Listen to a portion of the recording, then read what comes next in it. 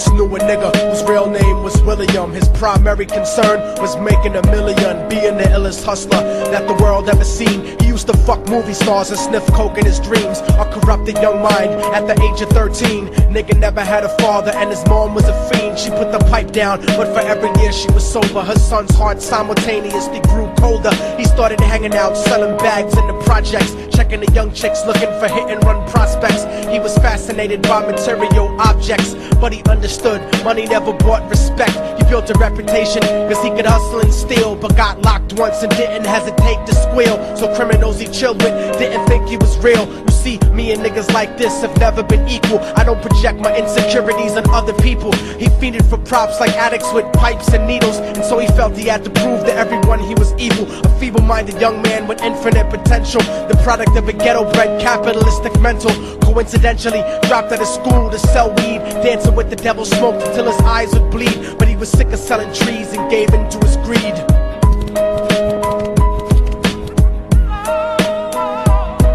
Everyone tryna be trife, never face the consequences. You probably only did a month for minor offenses. Ask a nigga doing life if he had another chance. But then again, there's always the wicked that knew in advance. Dance forever with the devil on a cold cell block. But that's what happens when you rape, murder, and sell rock. Devils used to be gods, angels that fell from the top. There's no diversity because we're burning in the melting pot.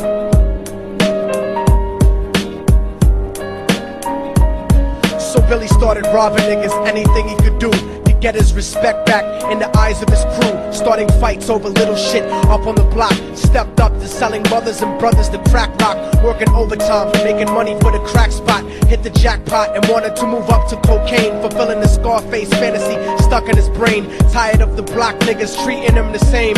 He wanted to be major like the cutthroats and the thugs. But when he tried to step to him, niggas showed him no love. They told him any motherfucking coward can sell drugs. Any bitch nigga with a gun can bust slugs. Any nigga with a red shirt can front like a blood. Even Puffy smoked the motherfucker up in the club. But only a real thug can stab someone till they die. Standing in front of them, staring straight into their eyes, Billy realized that these men were well guarded, and they wanted to test him before business started. Suggested raping a bitch to prove he was cold-hearted. So now he had a choice between going back to his life or making money with made men. Up in the sight, his dreams about cars and ice made him agree a hardcore nigga is all he ever wanted to be. And so he met them Friday night at 2:45.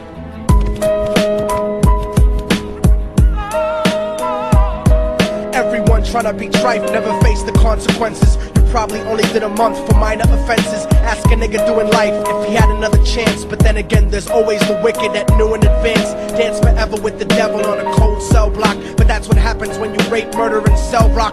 Devils used to be gods, angels that fell from the top. There's no diversity because we're burning in the melting pot.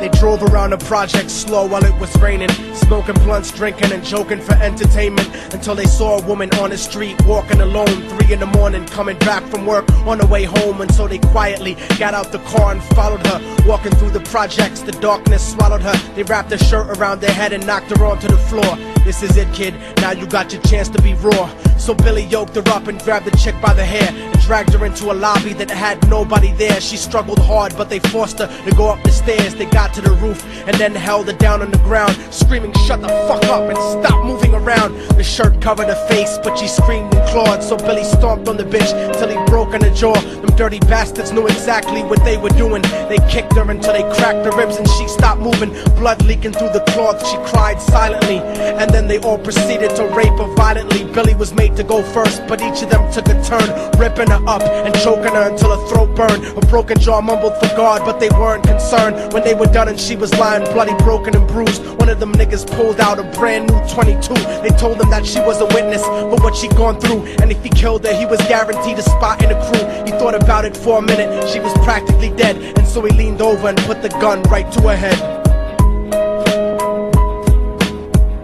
I'm falling and I can't turn back.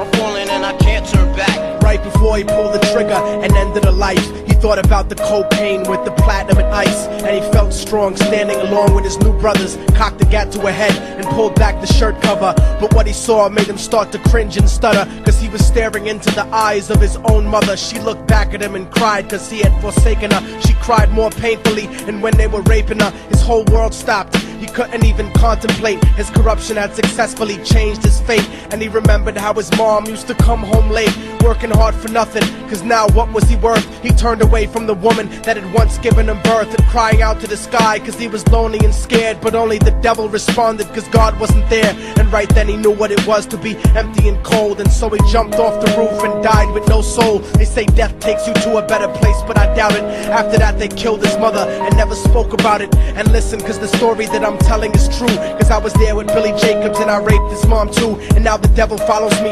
everywhere that I go. In fact, I'm sure he's standing among one of you at my shows, in every street cipher listening to little thugs flow. He could be standing right next to you and you wouldn't know. The devil grows inside the hearts of the selfish and wicked. White, brown, yellow and black color is not restricted. You have a self-destructive destiny when you're inflicted, and you'll be one of God's children that fell from the top. There's no diversity because we're burning in the melting pot. So when the devil wants to dance with you, you better say never, because a dance with the devil might last you forever.